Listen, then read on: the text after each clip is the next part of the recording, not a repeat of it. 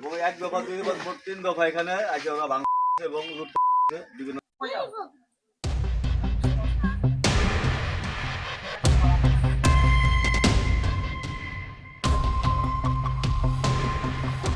জন্মান্ধ আব্দুল গফুর মল্লিক জীবনের অধিকাংশ সময় বাসে ও ট্রেনে ফেরি করে নারকেলের নাড়ু, টেস্টি হজমি ও বাদাম বিক্রি করে জীবিকা নির্বাহ করেছেন।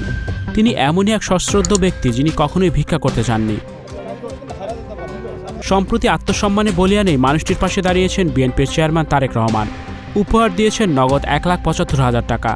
তবে গফুর মল্লিকের বাড়িতে চালিয়ে উপহারের সেই টাকা করে নিয়ে গেছে দুর্বৃত্তরা। মগরবের নামাজ পড়ে একটু হুশি আর মানে আছে এরকম যেরকম ওই যে মানে সুইয়ের আসে ওই রকম আসে মানে এরকমভাবে শীতে 50,000 টাকা রাখছিলাম, সে টাকাটা নিয়ে গেছি। আমি বাইরে পরে মনে করেন যে কাপড়ের কাপড় তালা লাগতো, আবার পোস্টমার্টামে নেওয়া লাগতো। আমার চাচার সাথে তো কারোর ঝামেলা নাই, উনি রুমে শুয়েছিল এই ছাপড়ায়, দেখেন তার অবস্থা কি করছে। রাত্রে ঘরে থাকা যাচ্ছে না, আমরা থানায় একটা অভিযোগ করছি, ওসি সাহেব আমাদের আশ্বাস দিছে।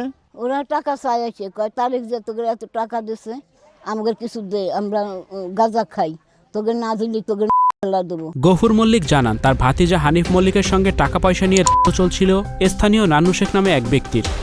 এর জেরে 30 জানুয়ারি সন্ধ্যায় নান্নু তার লোকজন নিয়ে চালায় হানিফ মল্লিকের বাড়িতে। হানিফের বাড়িতে শেষে হামলা চালানো হয় গফুর মল্লিকের বাড়িতে। এ সময় গফুর মল্লিকের ঘরে থাকা তারেক রহমানের উপহারের 50,000 টাকা করে নিয়ে যায় দুর্বৃত্তরা। এই ঘটনায় নান্নু শেখ সহ 4 জনের নাম উল্লেখ করে রাজবাড়ী সদর থানায় মামলা করেছেন গফুর মল্লিকের ভাতিজা বাতেন মল্লিক।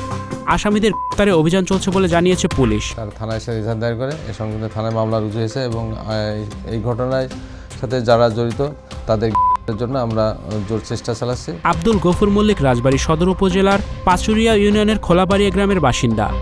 সংসার জীবনে স্ত্রী থাকলেও কোনো সন্তান নেই। 80 বছর বয়সী এই বৃদ্ধের আপন ভাতিজা আব্দুল বাতেন মল্লিককে সন্তানের মতো লালন পালন করেন গফুর মল্লিক ও তার স্ত্রী নূরজাহান বেগম। ভিউয়ার্স, এই বিষয়টি নিয়ে আপনাদের কি মতামত জানিয়ে অবশ্যই কমেন্টস করে দিন, আর ভিডিওটি শেয়ার করার অনুরোধ রইল। Icon focus 24 TV, powered by 4D Fourth Dimension। আমাদের চ্যানেলটি সাবস্ক্রাইব করে আমাদের সাথে থাকুন।